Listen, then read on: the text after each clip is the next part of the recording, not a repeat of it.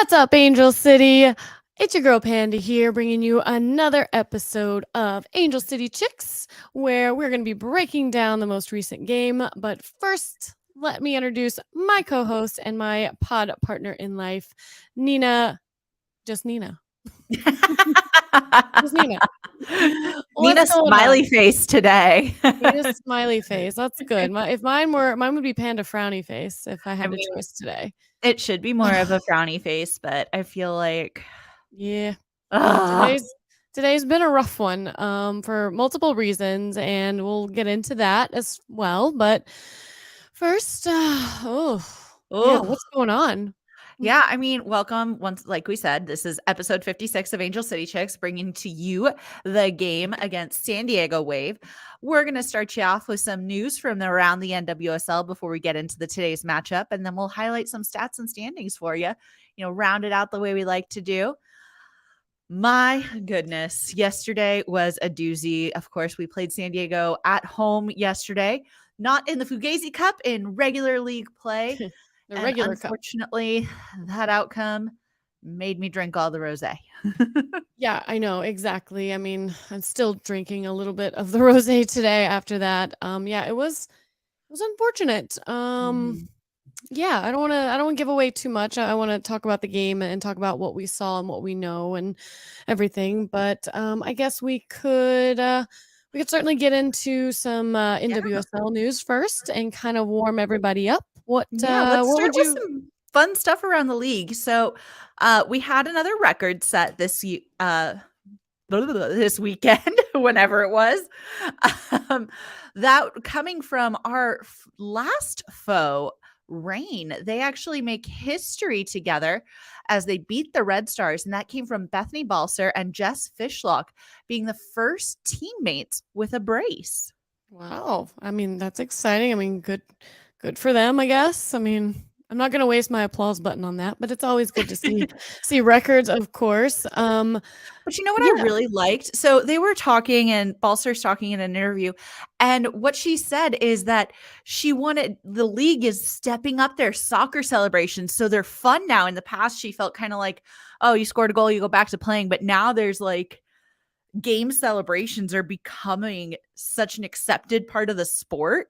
Mhm. And I like this. We don't get very many goals in soccer, but tell me, Panda, what do you think about this celebration after you score? I mean, I love it. Okay? No, Is I there anyone in absolutely the love world it. that would think that's poor sportsmanship? No, come on. We know how hard it is to score goals. I mean, American soccer culture, I mean, well, not even soccer culture, people outside of the soccer culture in America, that's one of their biggest complaints is that that it's low scoring. Well, do you know how hard it is to do? So Very at the hard. end of the day, I feel like, yeah, like celebrate it. You don't get to do it that often, so you should be able to. And I think anybody should look at this as not poor sportsmanship. No, it should be part of the game. They do it all over the world. The guys do it everywhere. There's certain ways to do it, I suppose, for it to come off as celebratory and not in any way, shape, or form for it to become, I don't know, not in a belittling type of way to the opponents, but more of a celebration of them and the goals that they score. So Balser's two celebrations. The first one was she went over and she took a mug and she pretended to chug beer. The second one, she used props. She went over and she took headphones and pretended to be a DJ. I mean, I think that's fun. I mean, that's in no way, shape, or form, saying anything to the opponent that's, like rubbing it in their face. It's literally just making it fun for everybody. And you kind of wonder, okay, what are they gonna do? Like that kind of makes it like a fun little anticipatory thing. So, unfortunately, we would see none and wouldn't have nothing to anticipate in this game against the Wave. But we'll get into that as well. But before you do that, I got another. While we're on the OL Reign, yeah, let's talk about some other news that is happening with them. Do you want to talk about that I mean, I was shocked about this, and apparently everyone in Seattle was shocked too to find out that the Reign are now for sale, and they're joining Portland Thorns, currently for sale, and Chicago Red Stars as currently for sale. What do you think that means? Do you sell, in my opinion, do you sell something in general when you want to get rid of it and you have no more use for it? Or do you sell something when you feel like you're going to get a huge return on your investment? The latter, the huge return on investment. And I think Right. that's what we're seeing here as women's soccer continues to grow and expand, and it's being looked at as a great investment opportunity. People who have had these teams for quite some time are like, I can make really good money on my initial investment. So, the Absolutely. league is continuing to grow. We know that Utah Royals FC are rejoining the league in 2024 alongside this Bay Area team. So, when you have new teams paying $53 million in fees to join the league, Woo! you know, Seriously. do you do Yeah. that, or do you buy Portland Thorns, who have been dominating and are already established and have everything in place?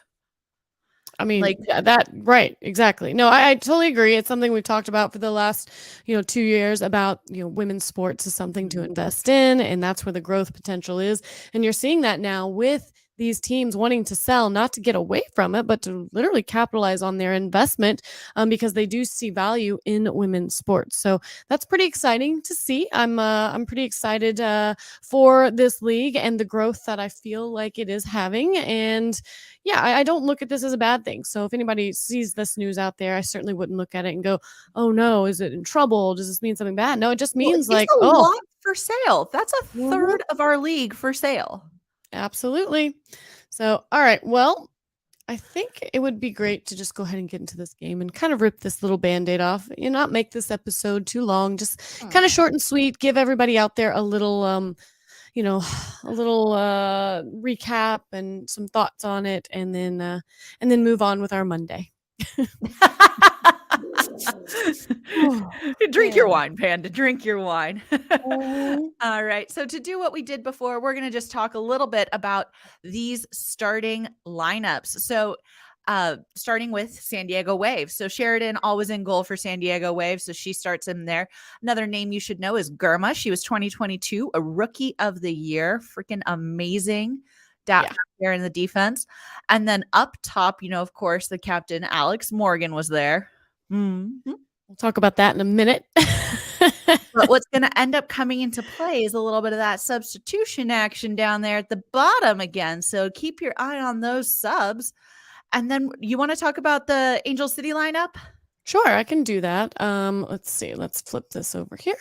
So our starting 11, we're going to see in the back. Well, the way this graphic is, I'm going to jump around a little. I'll start with Dee Heritage in the back, and then right in front of her, we're going to say M.A.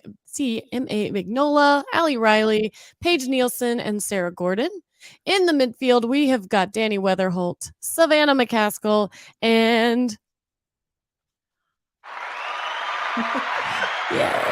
And we've got Julie Ertz, guys. We'll Hey. talk about that as well. And then up top we have Alyssa Thompson. We've got Katie Johnson and Claire Emsley.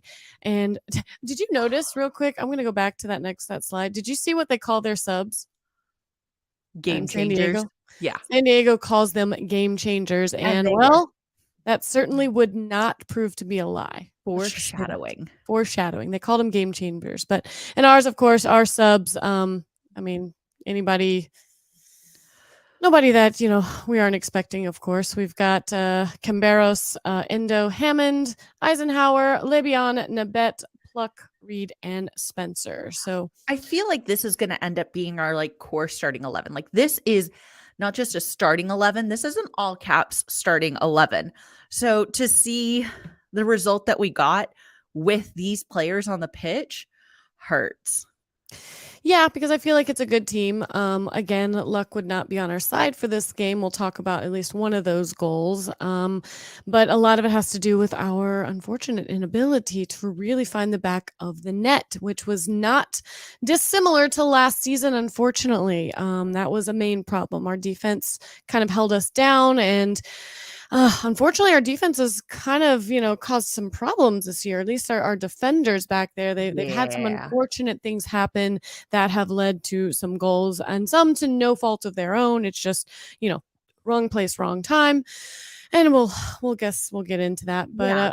real, real Let's no. not dive into the game? Well, real quick before we get in the game, we kind of blurred over one little thing. Did you want to talk about that now, or did you want to wait till the end and wrap it up with that on a good note? Let's wrap it with that. Let's save some positivity for later. Okay, well, make sure you move that note to the end so we don't forget. All right, so who kicked off in this matchup, Nina? Because you're the only one that ever pays attention to this, and I always forget. One of the soccer teams did. Cool. One of the girls kicked off, and the game was started. And let me just say, okay, let me just say this: there are no notes on this first half. There was not a lot that happened. Yeah. For one thing, I'll say is there were 4 shots, and only one of those went on goal, and those went to San Diego. Everything else was just a bunch of feeling each other out, kind of seeing how things were going to go. A lot of shots going wide and not really doing much. And you can't see the graphic in this note, but I took a screenshot of the activity. Whenever you follow the game along the way. Yes. And you follow the activity, and it tells you, what's happening: goal, sub, yellow card, all that jazz. And I should have put this graphic into our slides, but I was kind of like last minuting. But this was the whole first half right here. It says, I don't know if you can see it, but it says it says kickoff. It says yellow card, halftime. It's better than just kickoff halftime. It almost did. If it weren't for a yellow card to Ali at the 24th minute to San Diego, there was literally nothing for them to talk about. I do wonder if that yellow card ends up being a game changer, because it is Ali that ends up coming off as a halftime substitute, and Jakobsen subs in. Well, and I guess we can talk about that, because again, that was a halftime sub, so they probably clearly looked at that and thought, you know what, this is a good time to do that. We certainly don't want to get into any trouble, but it wasn't really a chippy match either in terms of calling things. I mean, foul wise and card wise, there was not a lot happening. I did give you my let's see, I showed you my halftime stats. Yes, that I took a picture of while we were standing there, and 3 corners. All the nice things to me. I know. I try. We had 3 corners. They had 1. We had 1 save. I mean, it was just very lackluster. And honestly, neither team really looked that threatening at this point in the game. Like, I was expecting a little bit more from San Diego. And I mean, I'm always expecting more from our girls. I mean, we were moving the ball around.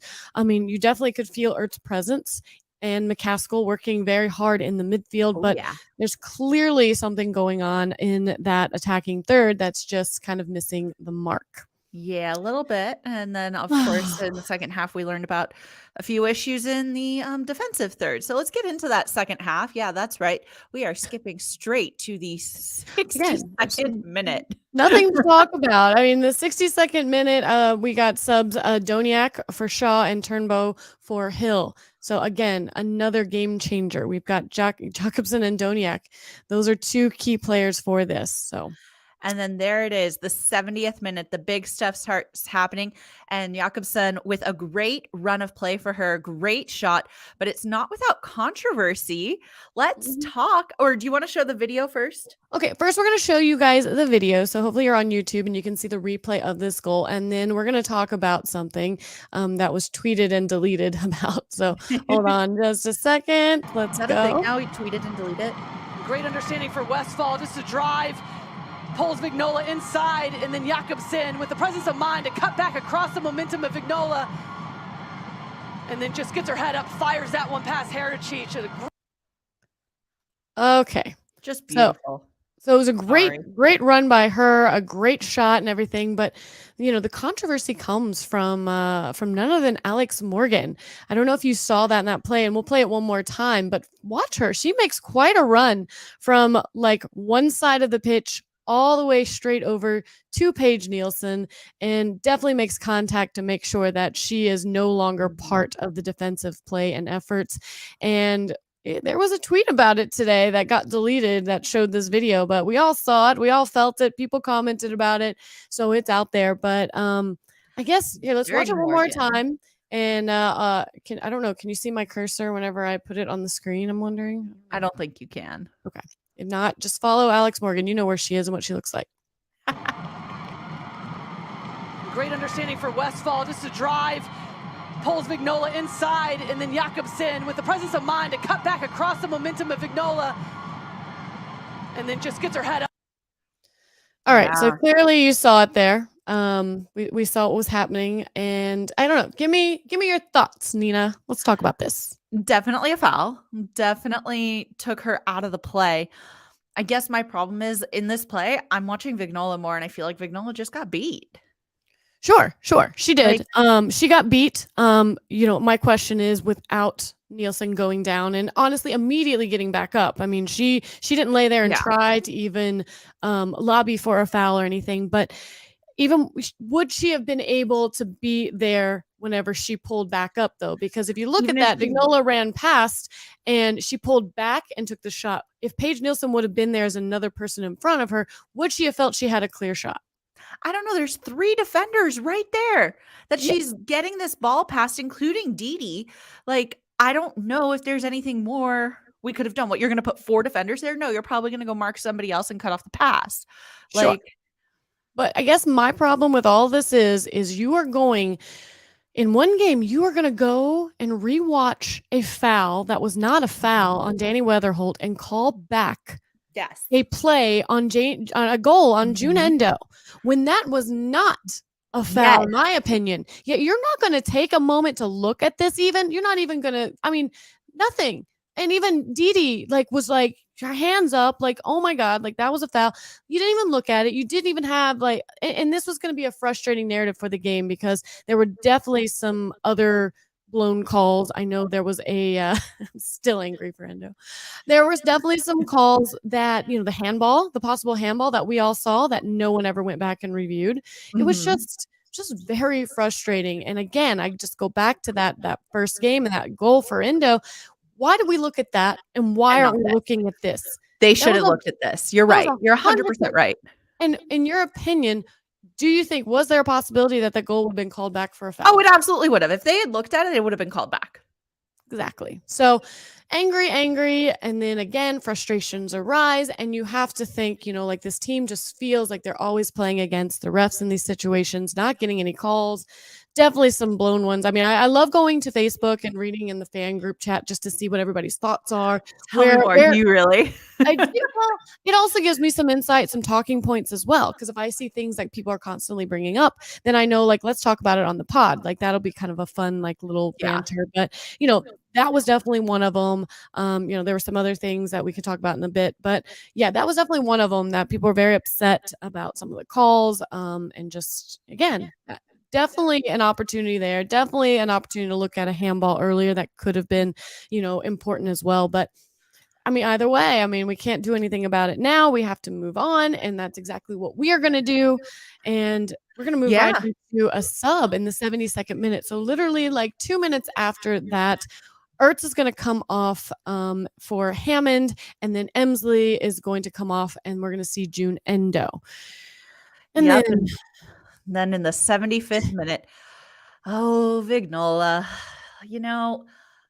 I just feel like she's hit a little bit of a down slump right now because she mishits a ball that's then picked up by Doniak at the top of the box.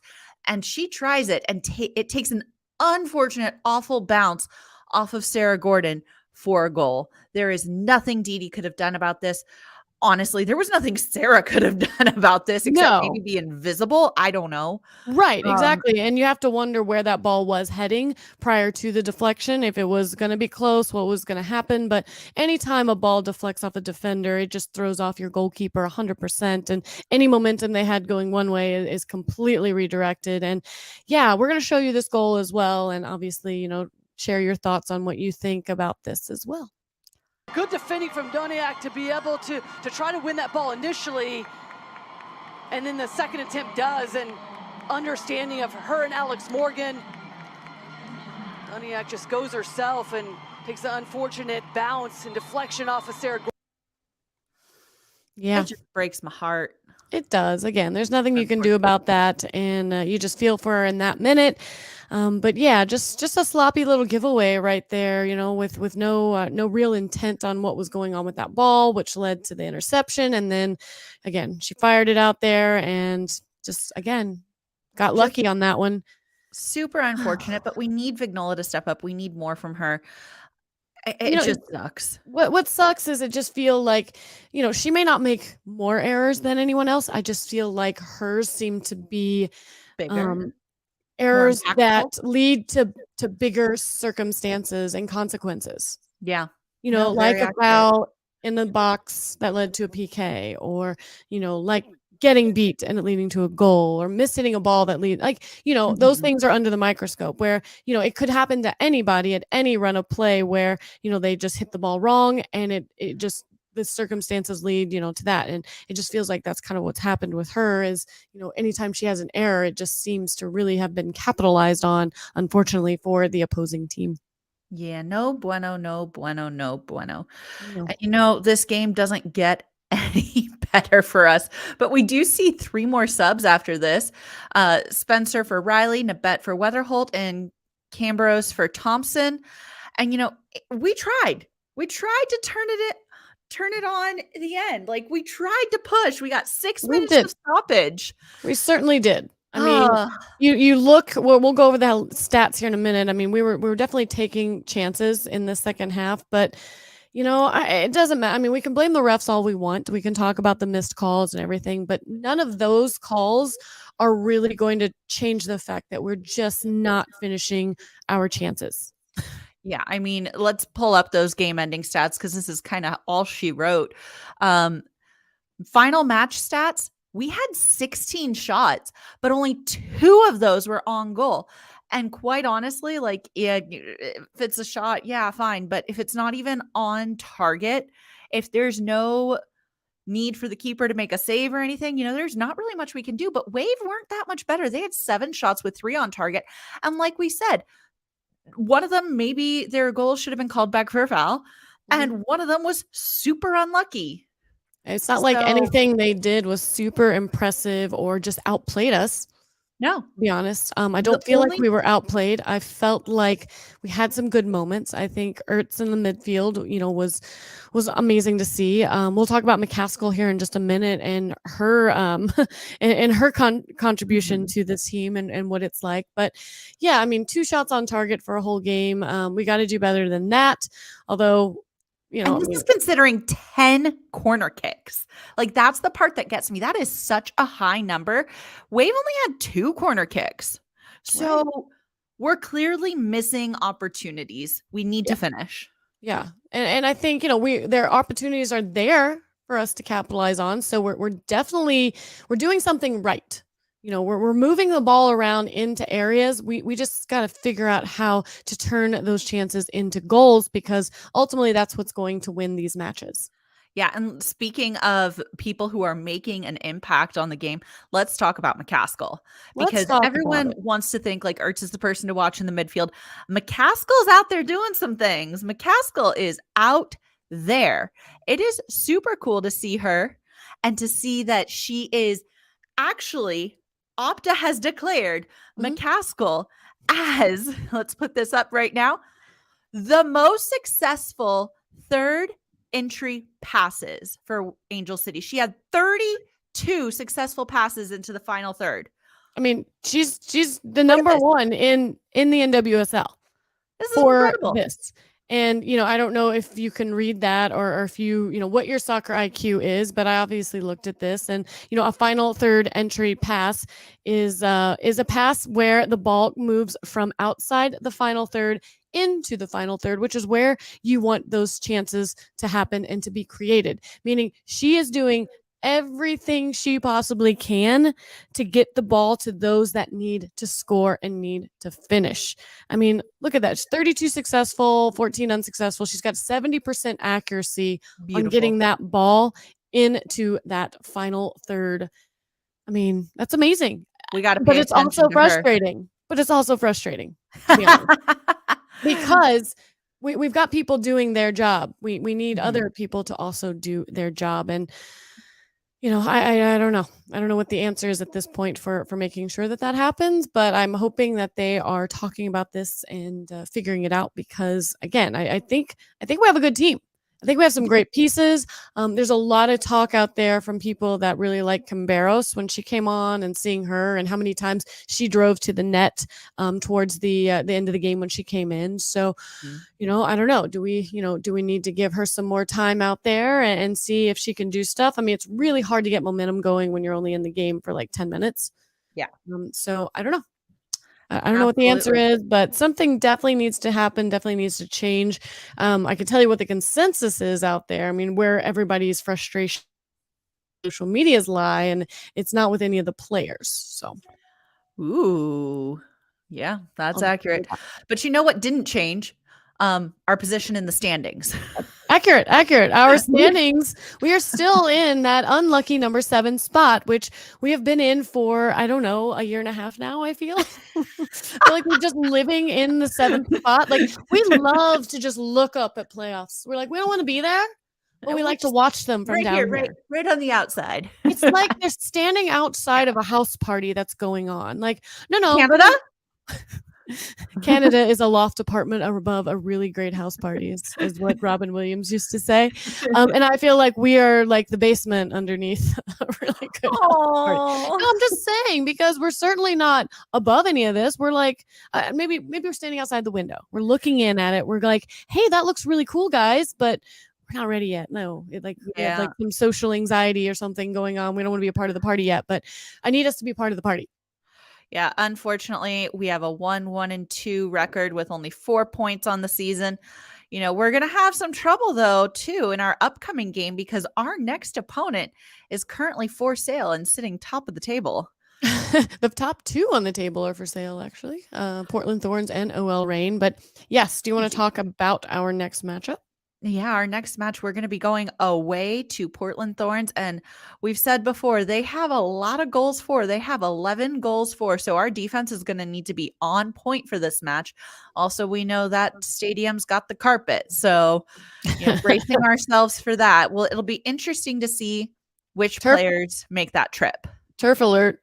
Turf alert. Turf alert. Turf alert. Oh, we hate that. I know the players do too. So, But that game is going to be away this Saturday, April 29th at 7:30 p.m. And then Angel City back home at BMO in May for 2 different matches. Sunday, May 7th, we're going to be celebrating Asian American and Pacific Islander Heritage Night as we take on KC Current. And then an early Mother's Day present with Saturday, May 13th, having a game against Washington Spirit. And for that one, they are saying it's the Prom for All street fair before the match, which is super cool. Do I get to go get a dress? I think, would you like to go to prom with me? I want to wear a prom dress, yes. Is this our promposal? Should we do something fancy? Where's your sign? I need you to hold up a sign. I'll do you one better. Oh, I would totally wear a prom dress if I could, and it wouldn't be weird. Okay. I'm going to look into this more. What do you... Thank you, everybody. Nina just promposaled to me on the YouTube. Promposed. Sorry, I'm sorry. Right. My bad. So proposed, but promposed. Yeah, we're okay. I'll take it. I'll accept that. Consider That's fine. yourself promposed. Thank you. I accept. Let's go. All right. Let's go circle back to what we want to talk to everyone about in the beginning, but thought it would be better just to leave it at the end because we love to end on a good note. Let's talk about this Angel City documentary series that is going to be happening on HBO. Tell everybody what you know about that. I know we might be in it in some shape or form because they were following some people around at tailgates, and we do that tailgating thing. So very excited to see this. It's just going to be covering, Angel City as a team, its formation, the fans, the experience, everything about it. So super excited to see that come out. It should be, I think it's coming out this summer. So soon. And it's going to be just super inspirational. I cannot wait to see what HBO's put together because everything they do is brilliant. I've heard that there could be talks of putting together possible watch party for this. And I think this would be one of those things that I would love to watch with all of you, with our friends, maybe, front office and players to be there. Like, it would be really amazing to all come together and watch this in some way. So we'll keep our ears peeled for that to see and let you guys all know. If not, we've also thought about possibly doing something as well. We're really good friends with House of Football, and it would be really fun to maybe get together, some people that all want to watch together with us and like host a little watch party. But let us know if that's something you'd be interested in. And yeah, absolutely. But Panda, let's talk about players. Oh yeah, who are you going to be watching when we go away to Portland Thorns? Who is your player to watch? Well, this one's easy for me, and I think it's easy for everyone. I mean, Sophia Smith. Oh, I mean, come on, she's incredible. I was thinking about which Angel City player you're going to be watching. But yeah, no, that also makes sense. I think Sophia Smith is currently tied with the Golden Boot.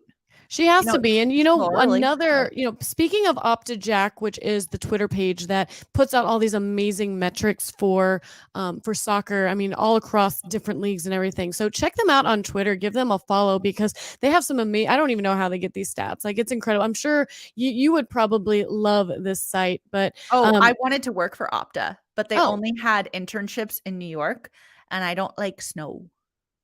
Still, this was like back when I was like 18 too. I really heavily considered an internship at Opta.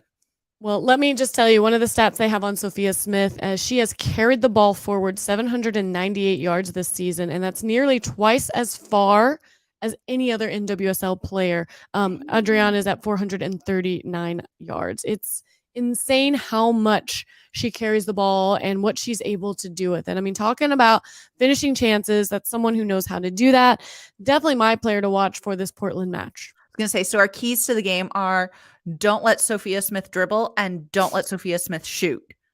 Maybe just keep the ball away from Sophia Smith. That is our keys to the game. Whatever you have to do, just make sure she doesn't get the ball. And okay, then you know what? I'm actually going to change mine because I think then the player to watch is going to end up being like a Sarah Gordon who's going to be marking Sophia Smith the whole time. And she's definitely going to have her work cut out for her. And I think she's the perfect person to do it. She has speed, she has tenacity, and I think she's going to have her hands full. Yep. Definitely. But I think she's up to the task. It'll be a good game, I think. I like sometimes we do play up to our opponents, so I'm hoping to see that being the case. Again, that match is going to be on April 29th at 7:30. I'm assuming it's going to be on Paramount Plus. Yeah. I never know. I just assume. Yeah. Anyways, you know how we like to sign off. We've got a quote for you, and this one coming from our newest member of the team, Juliet. And she says, "This team is special. I knew it from the second I came in. This is a winning culture. This team wants to win." And that's what we're going to do when we go to Portland. Let's go. Yes, let's do it. Let's go. We've got Ertz. And I think the longer she's with us, the better she's going to get. And yeah, I'm excited to see how the rest of the season goes because it's early, folks. Pick your heads up. Shake it off. We got a lot of game left to go. We're sitting right in the middle of the table, plenty of people under us and plenty of teams that we can certainly pull some points from. So let's just let's be goldfish. Let's just forget about all this. Let's move forward because we can't do anything. Say this now. Did you forget you said that? No. All right. Thanks for tuning in to another episode of Angel City Chicks. This is Nina and Panda signing off. Bye. Bye. And here's our fluff. What's our fluff today? I went swimming. Oh my God. Nina got mildly inebriated and then jumped in the pool after yesterday's game. So that's how her night went. It was lovely. I'm sure it was lovely. Was the pool warm or is it cold? Is it heated? It's solar heated, so it gets warm, but not like super duper warm. So it felt fine. Like I was comfortable. I mean, I wouldn't have stayed in much longer. The wine probably helped. Yeah, we know about that. Kept me a little warmer. Something we didn't talk about on this, but I definitely want to start talking about more is Tarantula Brewing. Oh, yes. And what they're going to start doing and collaborating with SGs and making beer. They're super on board with everything that SGs City's doing. Huh?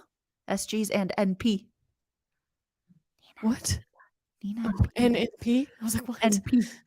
Yes. No, it's really cool. They've got some great ideas coming out, and I can't wait to Why see are what you they do. friends with me? Don't make me question this, Nina. I already said yes to prom, okay? Leave me alone. But yeah, I think we definitely want to get out there at some point. Like it'd be fun to head out to Tarantula. It's over in Woodland Hills, Thousand Oaks area, I think. Sherman Oaks? So no, it's more in not Sherman Oaks. Valley. It's in the valley, okay? Don't hate on the valley. That's where I'm at.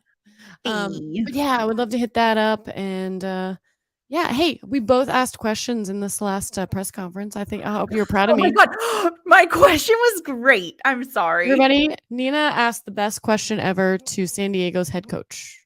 Yes, I asked Casey Stoney why the cooler. Because we've been talking about this on the podcast for a while. She always drags a cooler up into the little coach's box and sits there. And so I said, why the cooler? And I think I said it pretty much just like that. It's like, yeah, hi, why the cooler? That was literally how she asked the question. It was the most professional way to ask, I guess, a cooler question. But she was just like, I don't know, like it's comfortable. I like it for my back. I want to be closer. I get it. She wants to be closer and she wants to sit, and it's just like, just go for it. So, I mean, whatever works. It's clearly working for her. And then there was a joke about getting her a chair, and she's like, no, I like the cooler. I'm like, I mean, why not? Done. That's that. Don't get her a chair. Just cooler it is. So, and then we had been wondering that for a while, and we finally got to the bottom of it. We finally got to actually ask the question. We had pondered it during Challenge Cup when we first saw it out in Fullerton. So it was kind of fun to see. But yeah. And then I got to ask Julie Ertz a question. Yeah, you did. I did. I thought it was a good question. I'm surprised no one had asked it by that chance, but I did. Right? I asked her, I said, first, welcome to Angel City. I said, we have a lot of pride in the culture that we built here, especially with our supporters.